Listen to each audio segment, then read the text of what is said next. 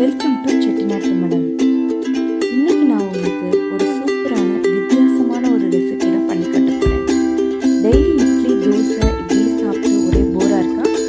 இன்னைக்கு இந்த ரெசிபி செஞ்சு சாப்பிட்டு பாருங்க. ஓகேங்க, அதுக்கு முன்னாடி நீங்கள் நம்ம சேனலை சப்ஸ்கிரைப் பண்ணலைன்னா உடனே சப்ஸ்கிரைப் பண்ணிடுங்க. பக்கத்துலேயே உள்ள பெல் ஐக்கானையும் கிளிக் பண்ணிடுங்க. அப்போ தான் நான் போடுற வீடியோஸ் எல்லாமே உங்களுக்கு நோட்டிஃபிகேஷனாக வரும். ஓகே, வாங்க ரெசிபி எப்படி செய்கிறதுன்னு பார்ப்போம்.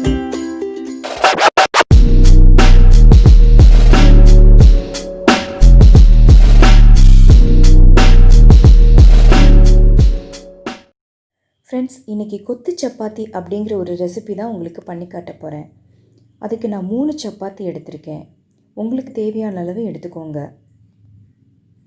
ஃபஸ்ட் நம்ம சப்பாத்தியை ஒரு நைஃப் வச்சு இந்த மாதிரி அழகாக கட் பண்ணி எடுத்துக்கோங்க.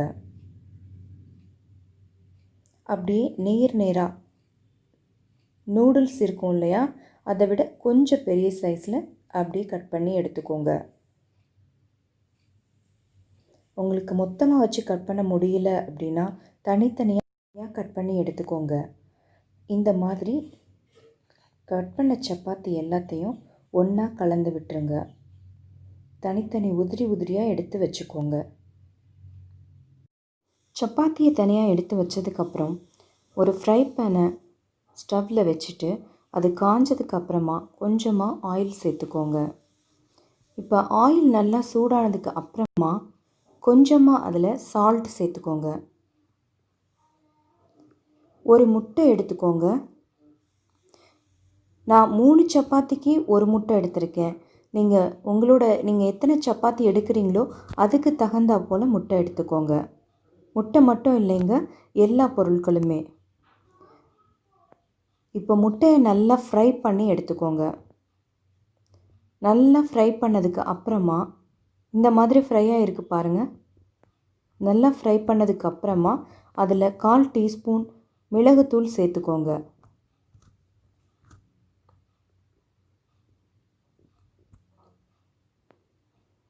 முட்டை அப்புறம் மிளகுத்தூள் எல்லாமே சேர்ந்து நல்ல கலவையாக வர்ற வரைக்கும் அதை ஃப்ரை பண்ணிக்கிட்டே இருங்க. இப்போ அதை தனியாக ஒரு பாத்திரத்தில் மாற்றி எடுத்து வச்சுக்கோங்க. வேறொரு கடாயை அடுப்பில் வச்சுட்டு தேவையான அளவு எண்ணெய் ஊற்றிக்கோங்க. இந்த ரெசிபிக்கு எண்ணெய் தேவையான அளவு அப்படின்றது கொஞ்சம் கூடவே விட்டுக்கோங்க. அப்போ தான் நல்ல டேஸ்ட்டாக இருக்கும். எண்ணெய் காஞ்சதுக்கு அப்புறமா பிரியாணி இலை 2 எடுத்து போட்டுக்கோங்க. ஒரு பட்டை எடுத்து போட்டுக்கோங்க. அதுக்கப்புறம் 2 கிராம்பு, அப்புறம் நட்சத்திர சோம்பு இருக்கு இல்லையா, அதை கொஞ்சம் கொஞ்சமாக பிச்சு எடுத்து போட்டுக்கோங்க.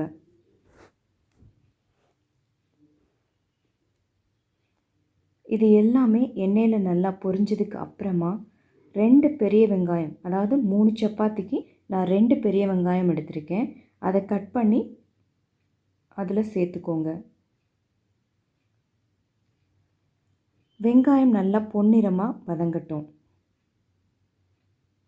பொன்னிறமாக வதங்கணும்னு அவசியம் இல்லைங்க, கொஞ்சம் நல்லா கண்ணாடி போல் வந்தாலே போதும். இந்த ரெசிப்பியை நீங்கள் ஸ்கூலுக்கு கூட லஞ்ச் பாக்ஸில் வச்சு கொடுத்து விடலாங்க உங்கள் குழந்தைங்களுக்கு. வெங்காயம் நல்லா வதங்கிடுச்சு.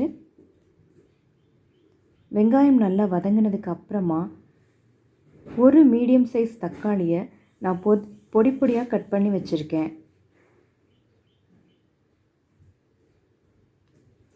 இப்போ அந்த தக்காளியை அதில் சேர்த்துக்கோங்க. தக்காளி நல்லா வதங்கட்டும்.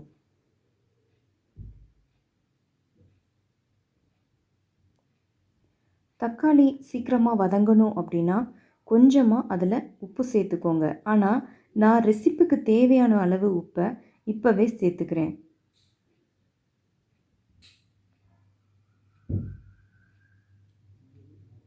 உப்பு சேர்த்து அதை வதக்கினோம் அப்படின்னா சீக்கிரமாக தக்காளி வதங்கிடும்.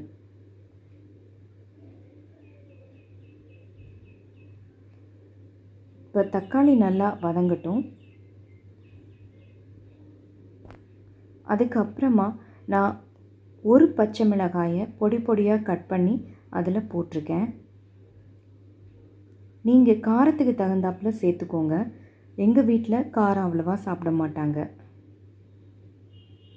அதுக்கப்புறம் அரை ஸ்பூன், ரொம்ப இல்லைங்க, அரை ஸ்பூன் இஞ்சி பூண்டு பேஸ்ட் போட்டால் போதும். அதை சேர்த்து நல்லா வதக்கிக்கோங்க.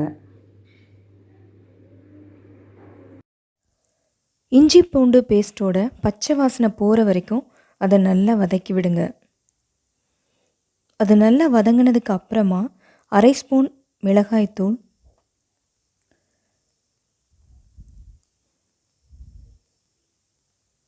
கால் ஸ்பூன் மஞ்சள் தூள், அப்புறம் அரை ஸ்பூன் கரம் மசாலா தூள், இது மூணையும் அப்படியே சேர்த்து நல்லா வதக்கி விடுங்க.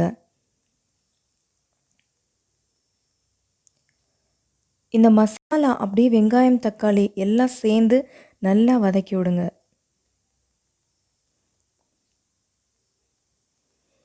மசாலா வதங்கிக்கிட்டு இருக்கும்போதே ஒரு கொத்து கருவேப்பிலை, அப்புறம் கொஞ்சமாக மல்லித்தழை, இது எல்லாத்தையும் கொஞ்சம் கொஞ்சம் சின்ன சின்னதாக அப்படியே கட் பண்ணி அதில் போட்டு விட்டுருங்க.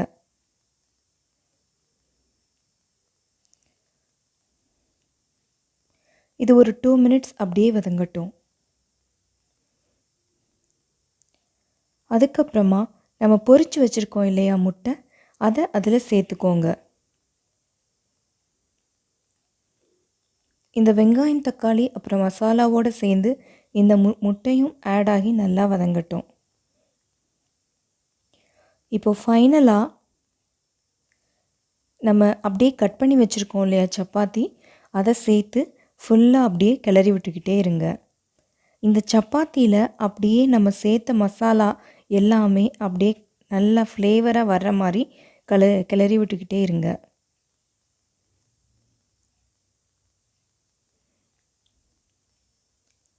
இந்த மசாலா எல்லாமே சப்பாத்தியில் சேரணும், அப்போ தான் நல்ல டேஸ்ட்டாக இருக்கும். ஸோ நல்லா வதங்கிருச்சு. இப்போது நீங்கள் ஸ்டவ்வை ஆஃப் பண்ணிக்கலாம். இது ரொம்ப ரொம்ப ரொம்ப டேஸ்டியாக இருக்கும் இந்த டிஷ். நீங்கள் செஞ்சு பாருங்கள்.